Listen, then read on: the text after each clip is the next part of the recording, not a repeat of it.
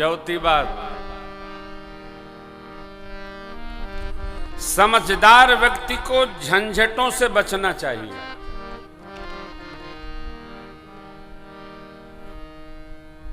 ये कैसे बच्चे के बारे, अब वो जिसको बचना हो वो अपने रास्ते निकाल लेता है। इसका अभ्यास करना पड़ता है। हर अवस्था में प्रसन्नता बनी रहे, इसका अभ्यास करना पड़ता है। काम बहुत कठिन है।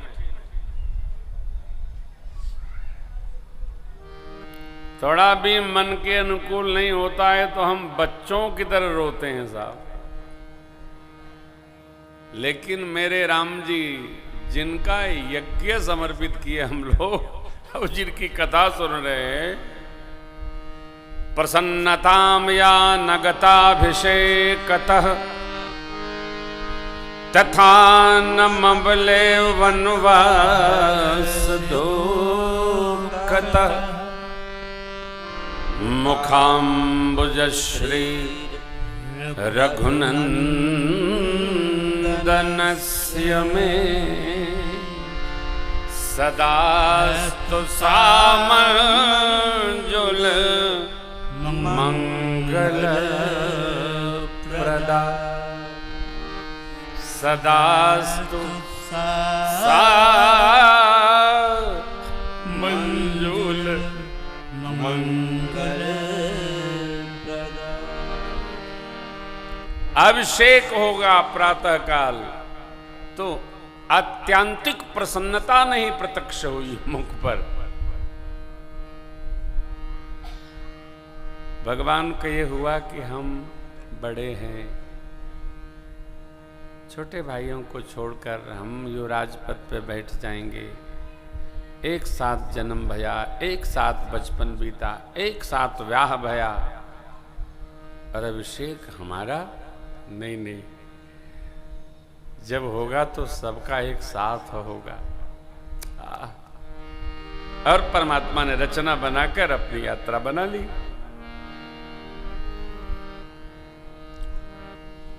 सुख संग लेना चाहिए, दुख बांट लेना चाहिए। सुख में संग रहना चाहिए और दुख को बांट बांट कर जीना चाहिए। दुख जब बट जाता है तो घट जाता है, और सुख जब हम सम्मिलित होकर लेते हैं तो उसका उत्सव आनंद और बढ़ जाता है। इसकी आप अनुभूति करेंगे। इसलिए होली, दीपावली, दशहरा हम लोग सब लोग साथ रह के करते हैं।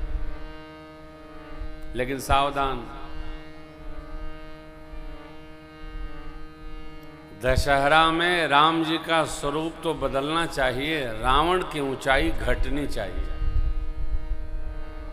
और श्री महाराज जी रामलीला में रावण की ऊंचाई हर साल बढ़ रही है। इस बार 100 फीट का रावण, अब इस बार 110 फीट का रावण।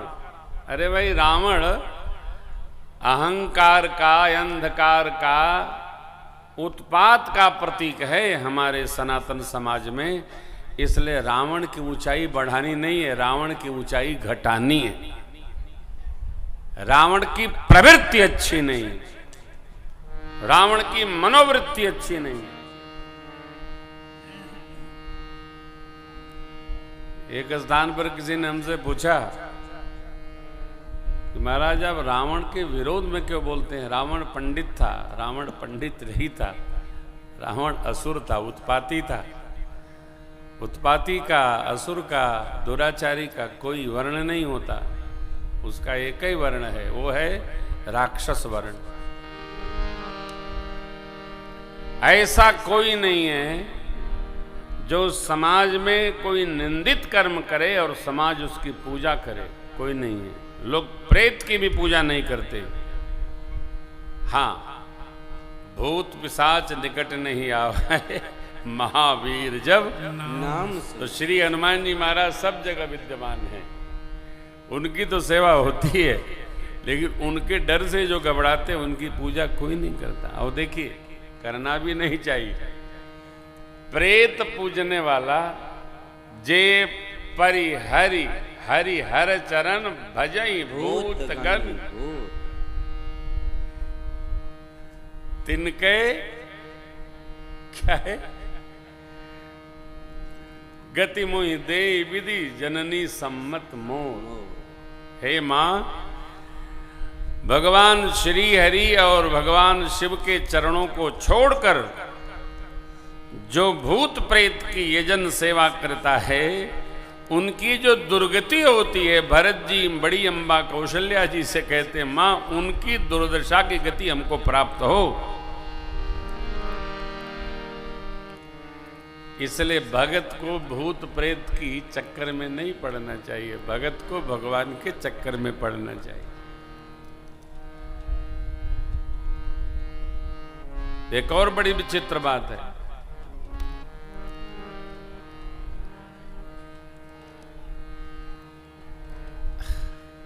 खैर चलिए, जिस स्वरूप को हम नहीं जानते, जहां भगवान का अर्चा विग्रह नहीं है, जहां श्री हरि का स्वरूप दर्शन नहीं है, वहां का जल भी ग्रहण नहीं करना चाहिए। वह जल मृतक का जल है। कहीं गए, लिया गिलास भरे पी लिए, अरे भाई किसका जल पान कर रहे हो? गंगा जी हैं क्या? यमुना जी हैं क्या? बेतवा मैया हैं क्या? मार्ग में सरकार कौन नदी पड़ी थी तो है? बलास, बनास। हाँ, मैं आ रहा था कोटा से, श्री महाराज जी ने कहा भैया ये बनास नदी है। मैंने प्रणाम किया। अनजाने में कहीं का जल ग्रहण नहीं करना चाहिए। वह जल हमारे आपके पुण्य को नष्ट करता है। कोई चला जाता है अंतिम यात्रा में तो आकर के घर के बाहर पहले मिर्चा खुटकना पड़ता है, फिर जल से हाथ धोना पड़ता है, फिर सीधे बाथरूम जाना पड़ता है, कुआं पर नहाना पड़ता है, तब घर में प्रवेश मिलता है। कपड़ा वहीं छोड़ दो, इतना अशौच हो जाता है। लेकिन आजकल भक्तों को न जाने क्या भया है, कहीं का जल मिले हाँ बीमारी भगेगी। अरे हनुमान जी की साधना से नहीं भगेगी, रुद्राभिषेक से नहीं भगेगी, श्री राम अर्चन से नहीं भगेगी, सतचंडी महायज्ञ से नहीं भगेगी, तो भूत प्रेत का जलपान करे से भगेगी? कदापि नहीं भगेगी। भगवत आराधन करना चाहिए, भगवान की सेवा करना चाहिए, यही हमारे लिए उपयुक्त पथ है।